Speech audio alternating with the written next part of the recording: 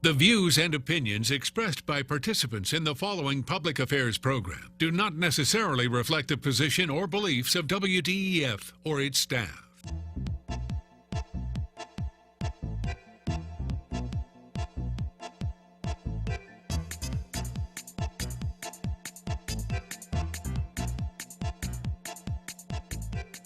This is Point of View, celebrating a world record-breaking 62 years of quality public affairs programs from the studios of WDEF News 12, Chattanooga.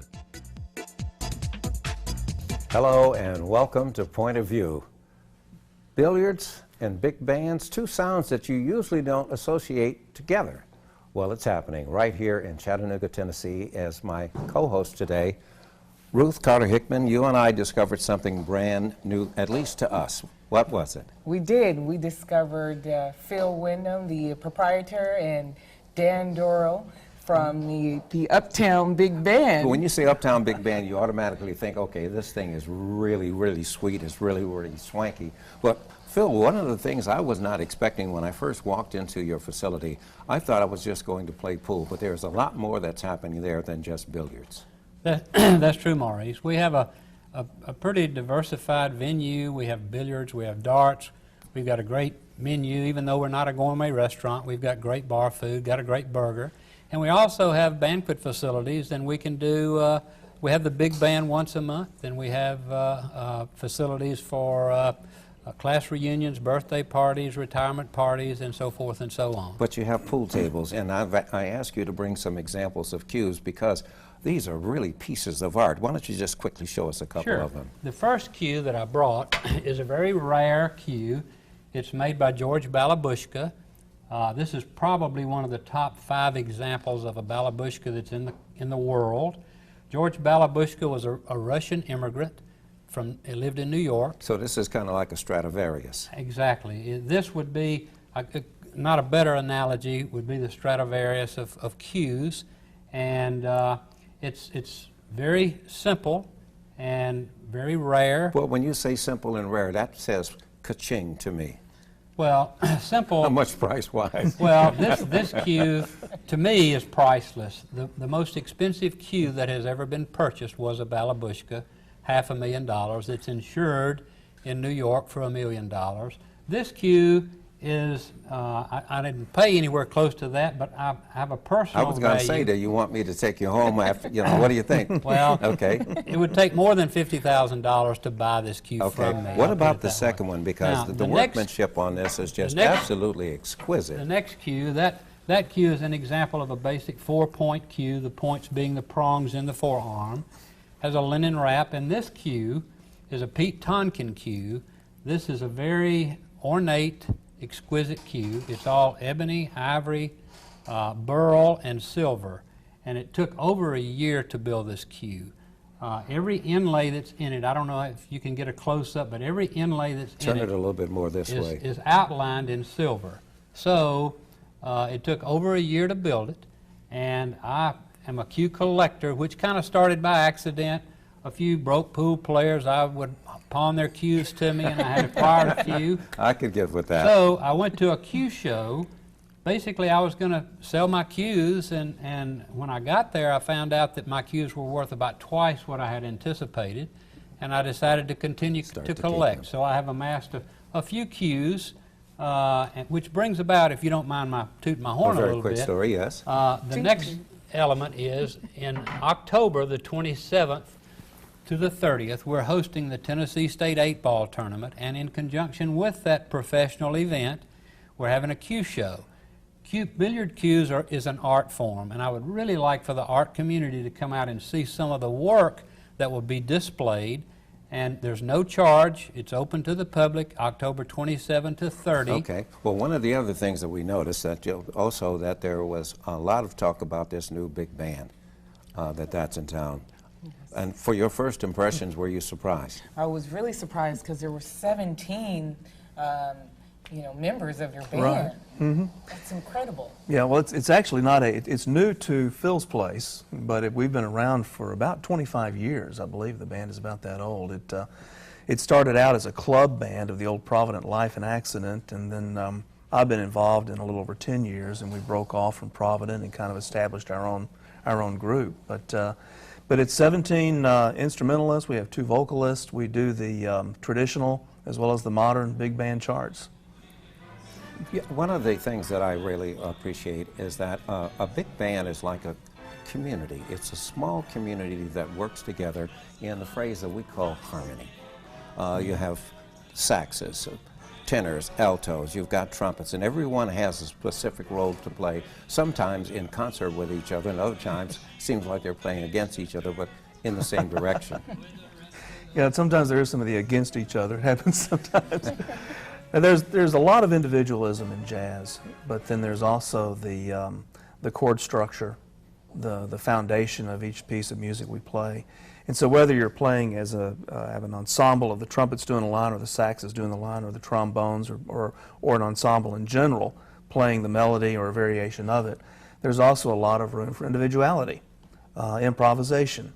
And so it's kind of the freedom that you have to express what's welling up inside you as a musician, but you're still linked to the ongoing chord structure or the chord changes that are taking place at the root of the song. So as the director, since we are in the political season, as the director, would you suspect that you're kind of like the mayor, the president, the governor, and everything else, because you bring all of it together? Well, I don't know that I'd want to position myself that high. I'm just the director. But I do. I'm also out front and I play as well. But yes, I try to bring things together. We do have a common goal. I guess you would say in each song that we do. You know, we want it to sound and feel and impact the audience, engage the audience a certain way. We want it to be fun. But at the same time, we want to leave a lot of room for the individual musicians and also to really room, express as we themselves. notice, for people to dance. Right, talk about In the last minute that we have left. Oh, sure.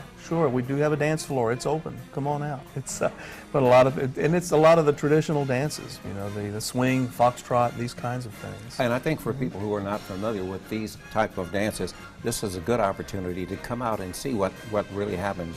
Sometimes you can touch your partner, and there's some different moves that go on. It would be really fun. Again, what's the night for the big bands? The first Tuesday of every month.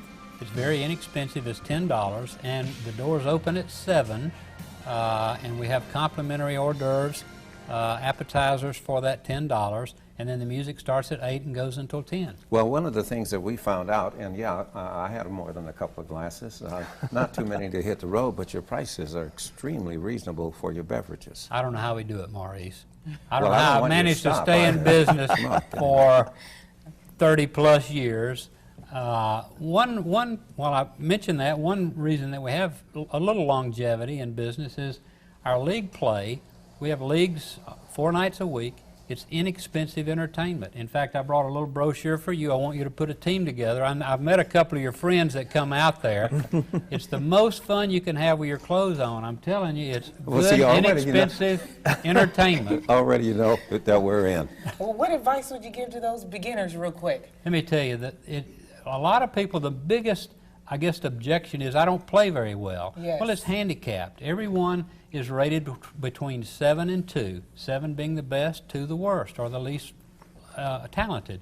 If they play each other, the 7 has to win 7 games before the 2 wins 2 games. And what we're going to have to do is use the numbers, which means that the clock has run out on this particular segment.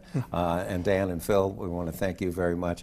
Ruth, you and I are going to be over there and practicing and playing, and I think we'll take you up on your offer to actually enter into the league. You want to do that? Yes, because You're I'm on, definitely partner. a number 2. You're on that You're partner. 7. Maurice, Ruth, thank you so much for Okay, having guys. us. I Thank you so appreciate much, it. very Dan. much. You know, there's a lot happening here in Chattanooga, Tennessee, and weather is something that you may not realize where we rank in the country for good and bad air.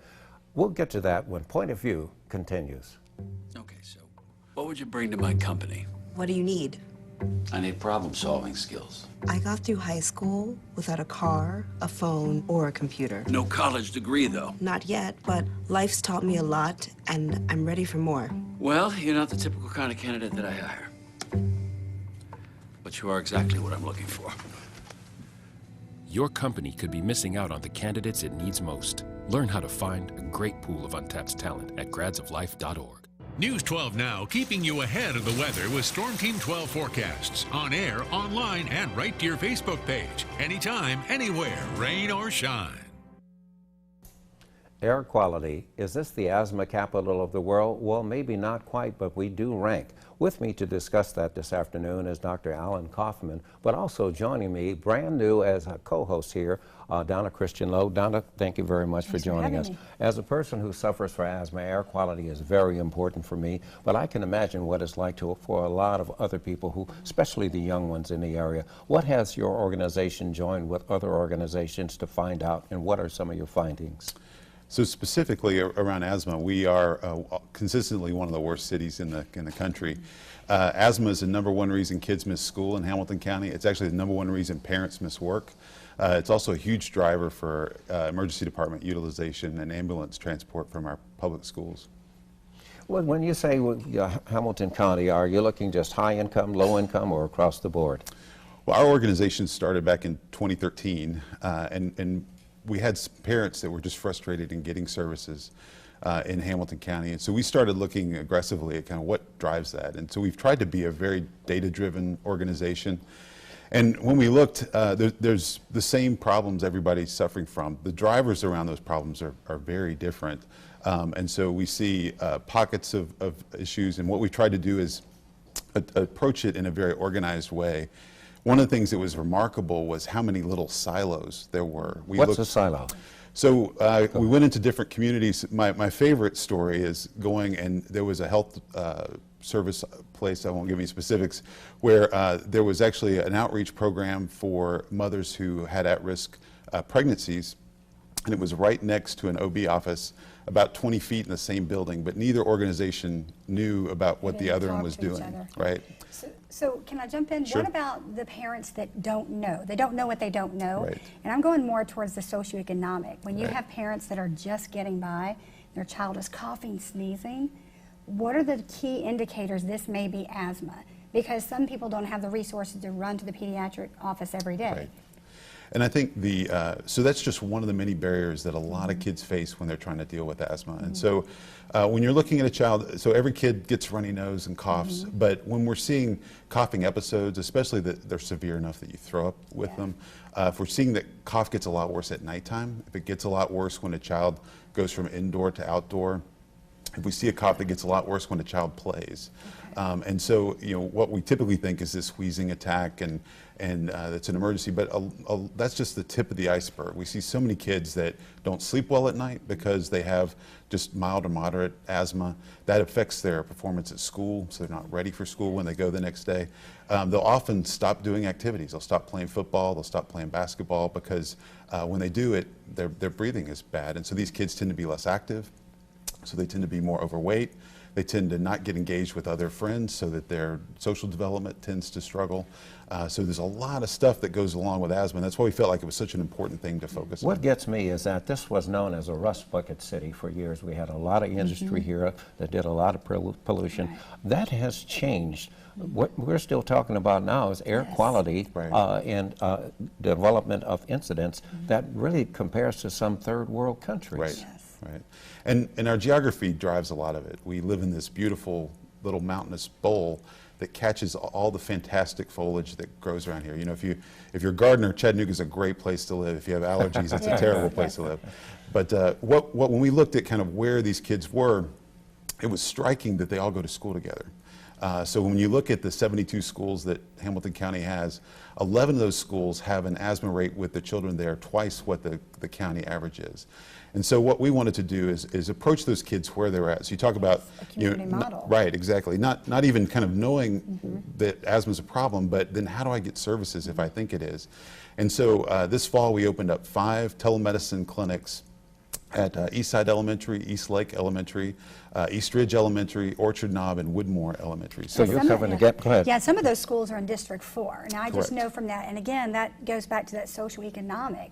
Right. They don't have the funds, they don't have the money, they don't have the resources. So this model seems like it's being tailored to that demographic. Is that right? Well, when you look at all the barriers that are a problem, the logistics is a huge part of that. Yes. So, you know, if I'm working 2 jobs, if I'm missing work, I'm not going to get paid, or I might lose my job to take my kid to see the doctor. You know, whatever we can do to place healthcare where these kids are every day. So if they're showing up at school, makes sense. The other part of it is at school, people have eyes on that child. So, you know, if I'm dependent on them coming to my office, and I'm the only one assessing this child, that's very difficult for families. Transportation or lack thereof Right. plays a huge part of early prevention and treatment. Right, exactly. So the community model, is it going to be in the schools, around the schools? How is this going to work? And is it just one entity? Is it going to be several school models? So currently it's a partnership between the Hamilton County Department of Education and Erlanger, and we're building on a program that Erlanger has been doing for a while with Bradley Central, Bradley County, and Polk counties. We're also seeing Grundy County is joining the overall work. So, you know, these same things are a problem in the city, and they're also a problem in the county. So right now we'll have these school-based telemedicine clinics. We hope to work toward actually having located hard-built clinics within the schools. And then, you know, what we're seeing now in Chattanooga is this whole big renaissance of the neighborhood. Yes, yes. And so when you talk about this, that means that politics has to come into this. Yes. What role is government playing in this? Well, so that's where the numbers come in, because I feel like, you know, it's easy to get lost in the politics, and it's easy to get lost in our passions. But the numbers tell the true story. That's exactly right. And so that's what we've tried to do, is really map where the problems are. I think, you know, the Department of Education has been extremely supportive as far as allowing us to work with the school nurses. They're providing an RN position that will be coordinating all the work from the school side. I'm trying to break it down a little bit, down to the city council level, what's happening there and what's happening with the mayor. Are they providing funding? I would like to know, is the city actually supporting the funding for the program? So currently the way, so county really focuses on health, and so most of the structure around health is located within the county oversight, where, you know, more of the infrastructure city pieces are, and so Department of Education and the Department of Health is on the county side, and so that's we've been kind of the Department of, or the County Health Department has been very supportive of the work we're doing, and I think that's the sell, is saying, you know, where is the investment for our community? So if we're working to invest in the health of our kids, we know now that the absentee report for last year came out, and 10% of our K through 3rd graders in Tennessee miss more than a month of school. We'll have to close on that very interesting note. For more, listen, stay tuned to Point of View. Why? We want to thank you, Doctor, for being with us, and also want to thank you, Donna, for joining us on this particular segment. Thank you. Now, let's see. Dating. Is it different in Africa than it is in here? What might you say there that you wouldn't say here? Well, I have to tell you, we have a comedy connection for you, so join us when Point of View continues.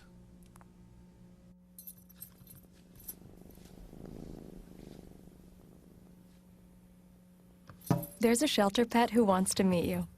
Meet one today. Visit theshelterpetproject.org. Adopt. News 12 Now and WDEF.com.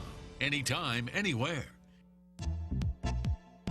Join us for Point of View, weekends on News 12 Now and Bounce Chattanooga.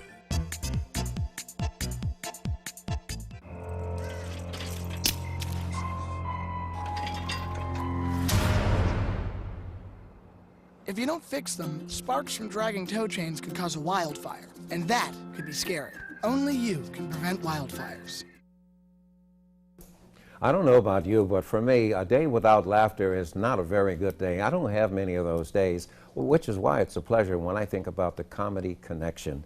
I happened to stumble upon this one particular gentleman through a friend of a friend of a friend, because I was looking for a comedy connection for Point of View as we continue to grow. So, one of the topics that I knew we would be talking about would involve one of our co-producers here, Nikki Nichols. So I got in touch with you, and I said, listen, we're going to have Larry and Danny on the show. And I said, we're going to talk about some things. What was your impression, and where do we go from here? Oh, well, my impression was, I'll just say I laughed, because there's so much comedy when it comes to romance. Romance is very comical, and I'm sure you can agree with me. My first question for you is, you know, say you're pursuing someone romantically. Do you find it that it's hard, that they put you on the spot quickly to make me laugh? And if so, is that hard for you to do? Just because you're comedians, is Right. Well, no, because I'm a comedian, it's more like, how much money you got? Oh, you know, okay, it's business. Yeah, it's like, you know, you're a comedian, but you ain't got no Kevin Hart money, so I don't know. You know, it's that sort of thing. Right, I think we get the rap for being broke until we do enough shows like this. Oh, and then okay. it's like, oh yeah, I know who you are. Come here, boy. You know. So do they come up to you and say something funny? Usually that happens all the time. Once they know that you're a comedian, you know, it's said that women love humor. They love humor in a man. So they're always like, tell me a joke. Yes. You know, but it's hard because as a comedian, you're used to like talking to a whole audience, and sometimes it's hard to make one person. I'm glad you mentioned the one person. So let's talk a little bit about dating now. What country are you from? I am originally from the Democratic Republic of Congo, but I grew up in Burundi. Okay, but when you resettled to the United States, where did they put you at and what happened? So first state I was in is in New Hampshire, and a lot of stuff happened dating-wise. You know, back in Africa, the value of a woman is, as I can put it, the current currency of a woman is valued in terms of cows. How fat a cow is, and so that's wealth. That's wealth. Okay. And I remember my first experience here dating was out with this girl, and then in the middle of the conversation, it kind of wore down a little, and then I wanted to say something good, and I was like, "Hey, I like your size. You're really." I like your fat, and then she went from normal to red. You know, it's like someone turned the oven from 100 degrees Fahrenheit to 600, and I didn't know. I from Africa didn't understand what was going on, so I was like, did I offend you? Are you not because fat? You called her fat? Yes. Oh, so were you able to flip that really quick? I actually didn't. I made matter worse because I was like, are you not fat enough? Oh my goodness. Well, made it lovely. Even worse.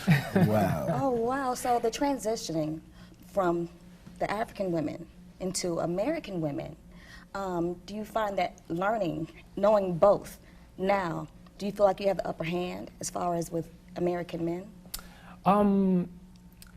A little bit, but there's still a lot of things that I really don't understand that keeps happening all the time.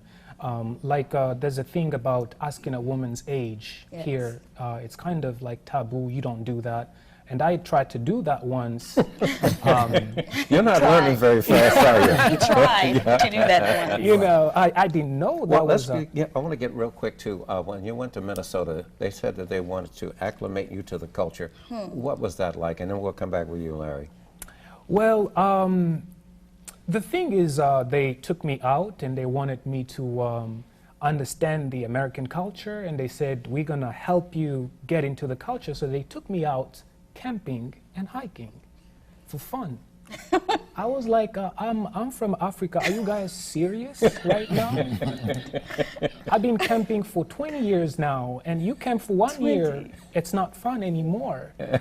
You guys are living like refugees, right? Do you understand that's what you're doing? You know, so that kind of stuff happened, and I love that culture. So, that is awesome. Larry, one of the presidential candidates, Donald Trump, says about black people, listen, what do you got to lose? You don't have any money, you're crime-ridden, you don't have any education. What did you think when you heard that? Wow. I didn't think that was very... funny? No, not at all, actually. But I didn't think that would gain him any cool points, so to speak, with the community, though.